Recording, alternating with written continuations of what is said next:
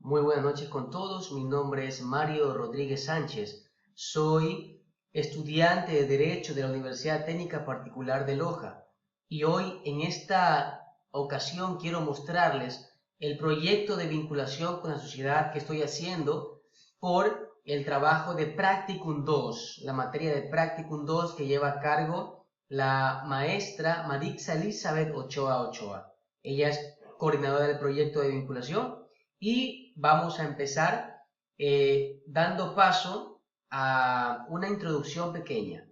Esta actividad nace dentro del Practicum 2 de la tarea y es parte de mi formación profesional, pues somos muchos los futuros profesionales abogados y tratamos de abarcar una matriz normativa en el cual nos permita dar una solución a una problemática social.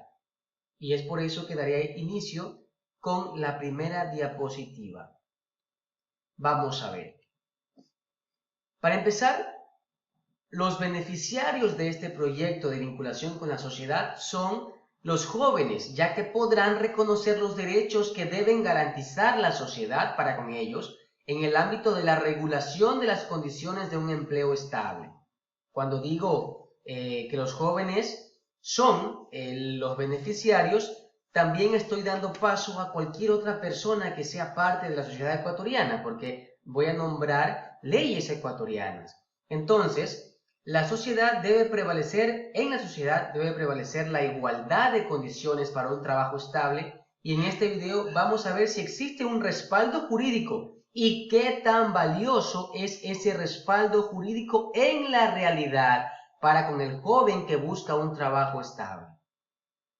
El objetivo del proyecto es promover el respeto de los derechos fundamentales de los jóvenes en el Ecuador y enfatizar el goce de estos derechos en el ámbito laboral y ayudar a la sociedad en general a concientizarnos, a informarnos si es que existen derechos para con nosotros del cual el gobierno debe garantizar y cómo garantiza los derechos de la relación laboral con los jóvenes.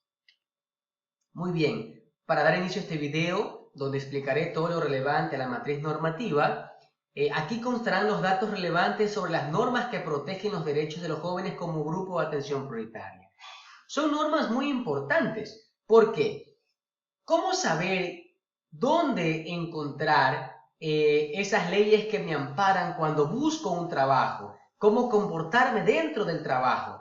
¿El Estado garantiza que yo como profesional tenga un trabajo? ¿Existen de alguna manera alguna garantía de que una vez que me gradúo como profesional voy a tener trabajo?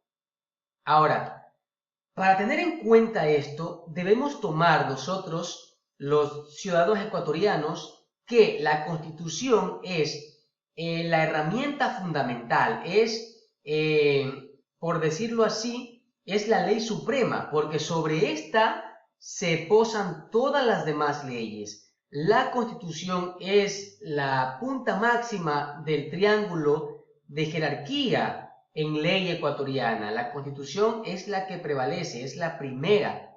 No existe ley por encima de ella. Ahora, esa Constitución ecuatoriana, que es nuestra Carta Magna, garantiza todos los derechos fundamentales, incluyendo el de los jóvenes, que es el tema de hoy.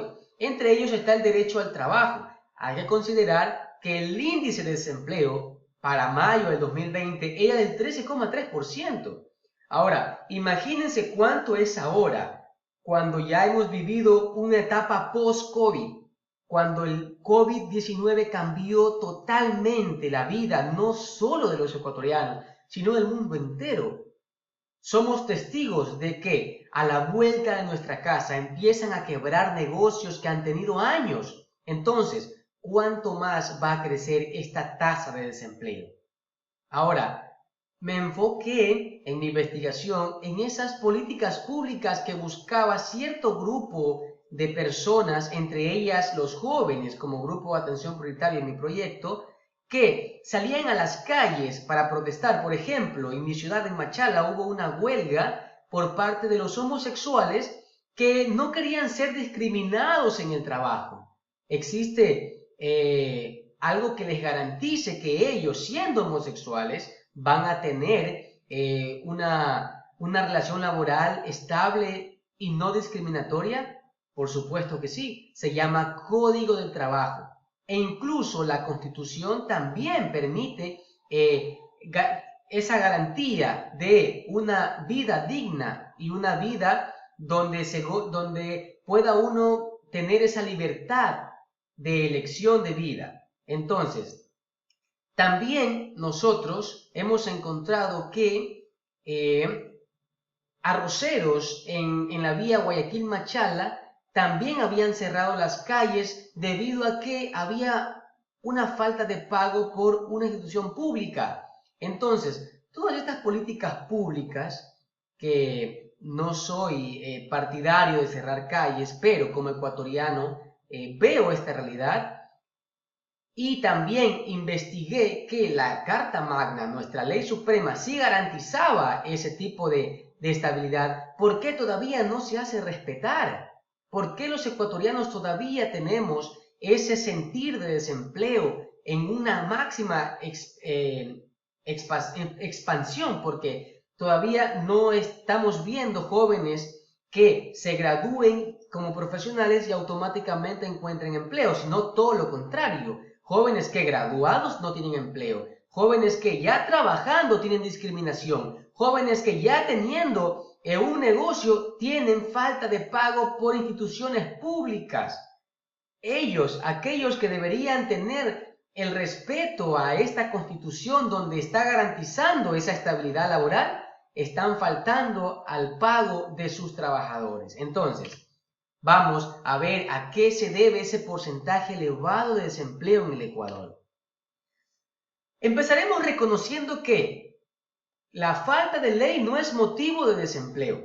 Observemos el capítulo 8 de la Constitución del Ecuador, donde ese capítulo extiende completamente leyes pro empleos. Esto quiere decir que son a favor del empleo, lo fomenta, lo dignifica, lo respeta, lo trata de valorizar, le da un espacio, un espacio único y especial a la relación laboral. La Constitución del Ecuador, entonces, por falta de ley no es nuestra realidad. Ahora, el artículo 33 específicamente de esa sección 8 de nuestra Constitución estipula que el trabajo es un deber social. Observen cómo impulsa a todo ciudadano a trabajar, un deber social, es mi deber como ciudadano buscar un empleo. Y también dice que es un derecho económico, es decir, que yo para sustentar mi economía debo trabajar, es mi derecho trabajar. No me pueden, a menos que no tenga la capacidad, por ejemplo, si yo soy no vidente y no poseo la capacidad de ver, no podría ser un conductor profesional, eso es obvio, pero quitando ese caso y esos casos, no me pueden quitar el derecho a trabajar. Además, la Constitución dice que es una fuente de realización personal y base de economía y será el Estado quien garantizará, ojo, será el Estado quien garantizará a las personas trabajadoras el pleno respeto a su dignidad, una vida decorosa, remuneraciones y retribuciones justas y el desempeño de un trabajo saludable y libremente escogido o aceptado. Pues, si el Estado es quien garantiza que estas personas trabajadoras tengan un pleno respeto a su dignidad, una vida decorosa y etcétera, ¿por qué en nuestra realidad no pasa eso? ¿Por qué todavía vemos a estos homosexuales pelear por ser dignificados en su trabajo y no ser discriminados? Todavía tenemos esa falta de concientización en nuestra realidad ecuatoriana.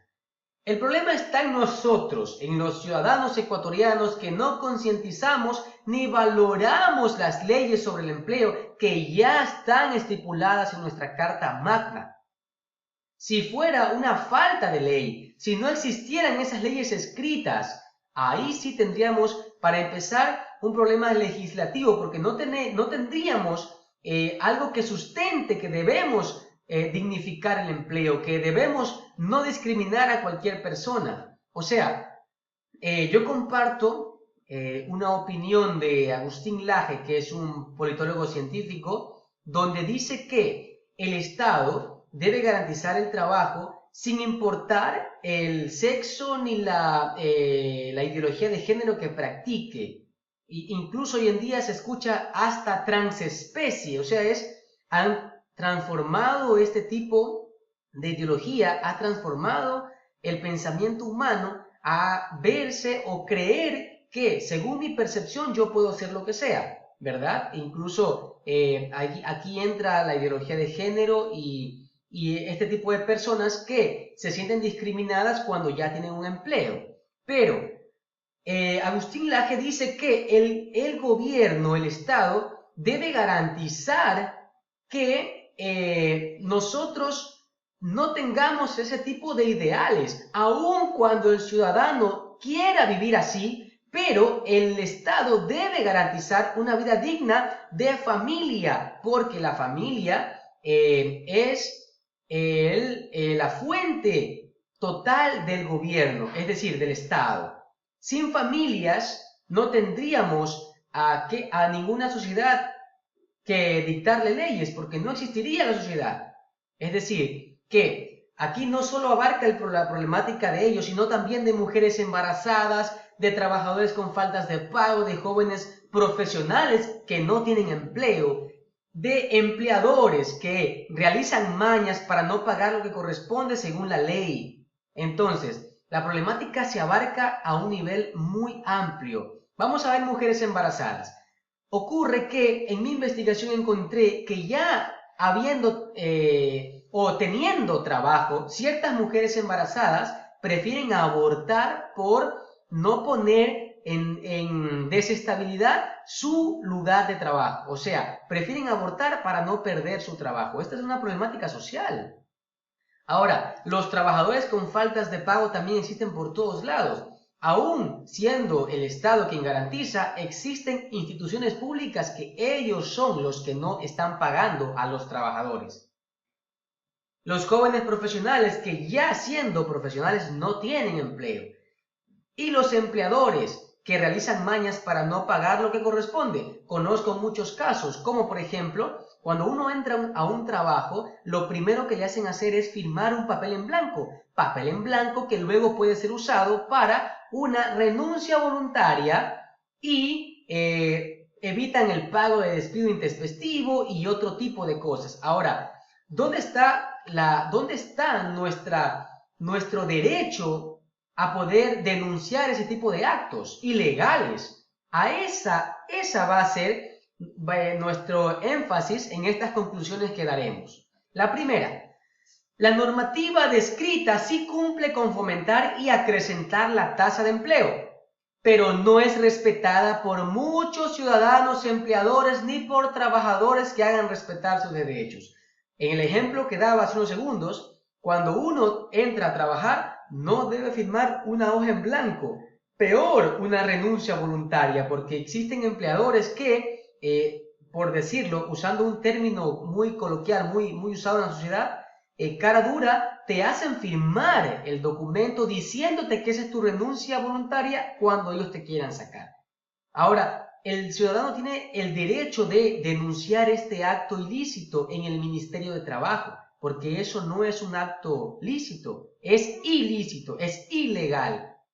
Ahora, la segunda conclusión, la normativa fue creada para resguardar el espíritu de todo trabajador, es decir, jóvenes, mujeres embarazadas o en lactancia y o toda persona que cumpla con los roles necesarios para integrarse a un empleo determinado.